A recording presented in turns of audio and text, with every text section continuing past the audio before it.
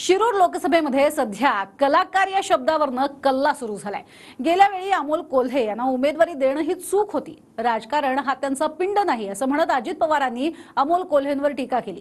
त्याला उत्तर देताना अमोल कोल्हेंनी सुद्धा अजित पवारांचे जुने व्हिडिओ शेअर करत उत्तर दिले। पाहूया।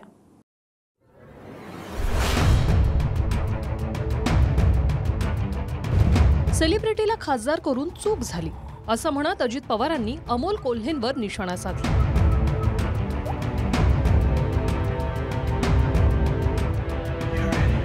राजकारण कोल्हेंचा पिंड नाही, ते राजीनामा देणार होते असे अनेक दावे करत अजित पवारांनी टीका केली।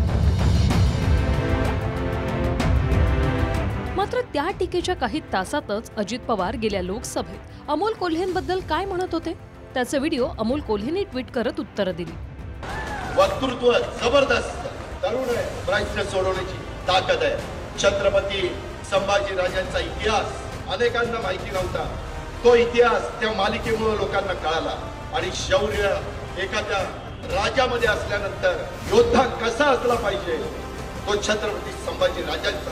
आपल्याला पण नवीन माणूस आला, चांगला दिसायला विसायला पिळबिळ मिशावर मारला की काय दिसतंय राजवंडा घडी, आणि ते आपण देतो बटन दाबतो, त्याच्यात आमच्याही चुका आहे। डॉक्टर अमोल कोल्हेंना प्रत्येक बाबतीमध्ये उमेदवार उजवा आहे। शिक्षण MBBS, चेहरा देखणा, वक्तृत्व जबरदस्त, तरुण आहे, प्रश्न सोडवण्याची ताकद आहे।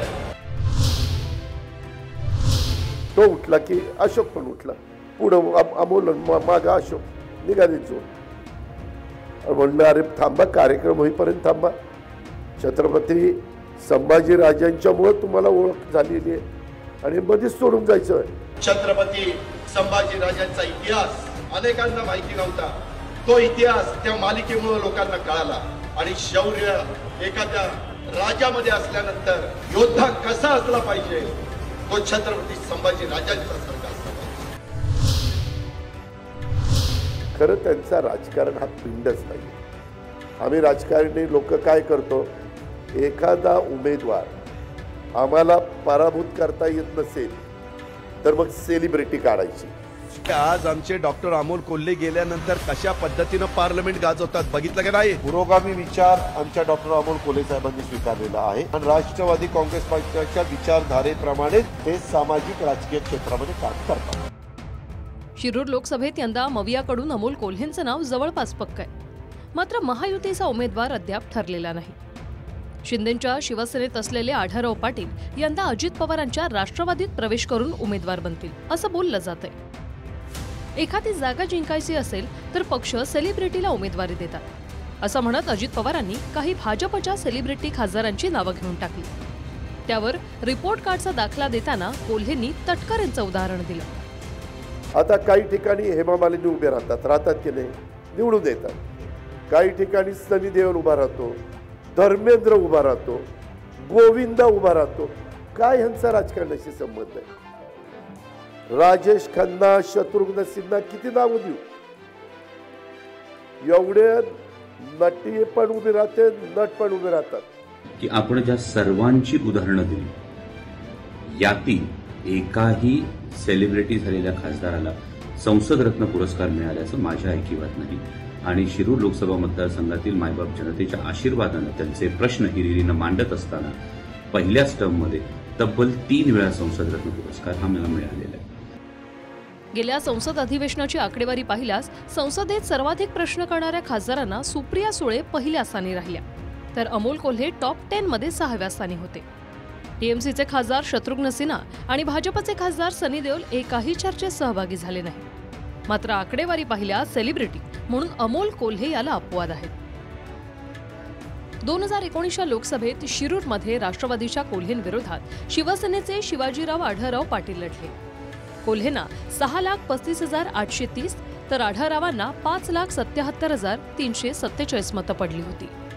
कोल्हेंनी 58,483 मतांनी आढळरावांचा पराभव केला।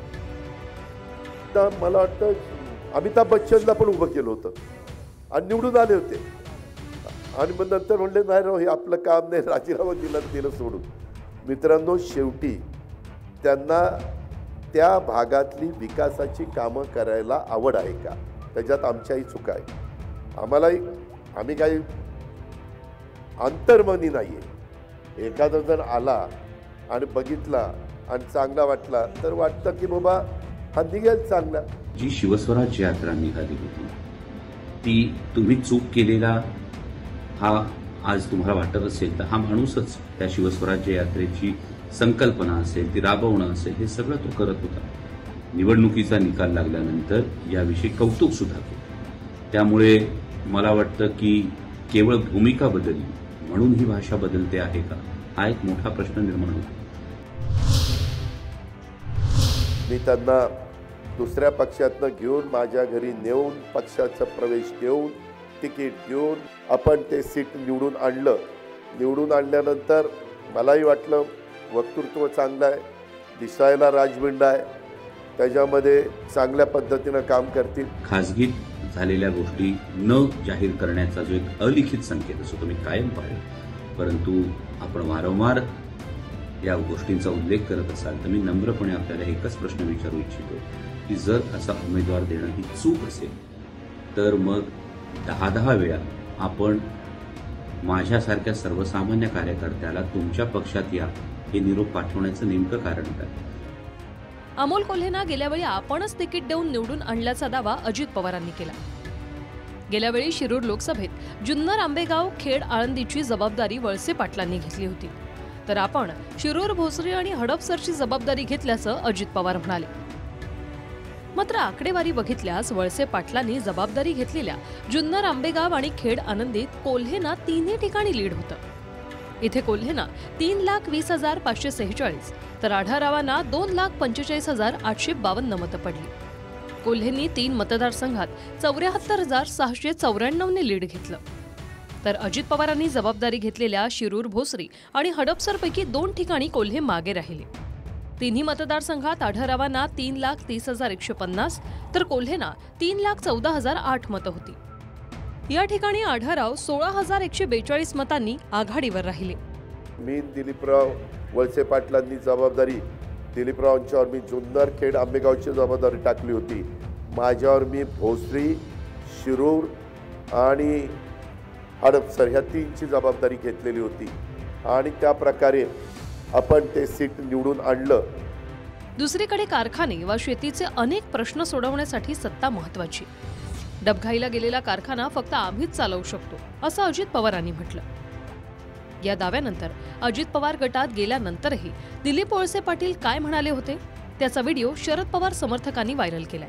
तुमचा जिव्हाळ्याचा प्रश्न आहे तो म्हणजे गोडगंगा सहकारी साखर कारखाना.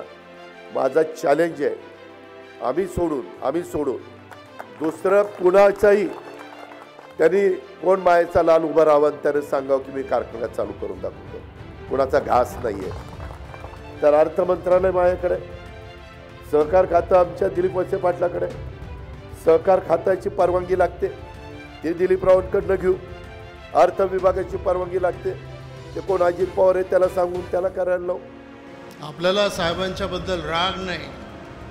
आम्ही ज्यावेळेला म्हणतो की आम्ही कारखाना निर्माण केला, आम्ही ज्यावेळेला म्हणतो आम्ही बँक निर्माण केली, बंधारे निर्माण केले, हे सगळं करत असताना दरवेळेला मी हेच सांगितलं की हे पवार साहेबांच्यामुळे झालं, माझ्यामुळं झालं असं मी कधीही त्याच्यामध्ये सांगितलं नाही. आणि त्याच्यामुळं आपली लढाई त्यांच्याशी नाही आणि करण्याचा प्रश्नही येत नाही. उद्या निवडणुकीचं काय व्हायचं ते होईल त्याची काही मी फार चिंता करत नाही. गेल्यावेळी पुरंदरमध्ये विजय शिवतारेंना पाडणार म्हणून अजित पवारांनी दिलेलं चॅलेंज जिंकलं.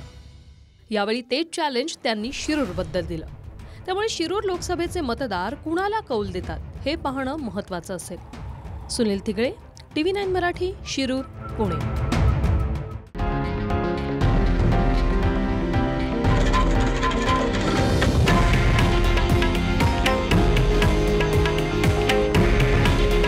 हे आहे देशातील नंबर 1 न्यूज नेटवर्क आणि आपण पाहत आहात TV9 मराठी. काळजी तुमची, हित महाराष्ट्राचं.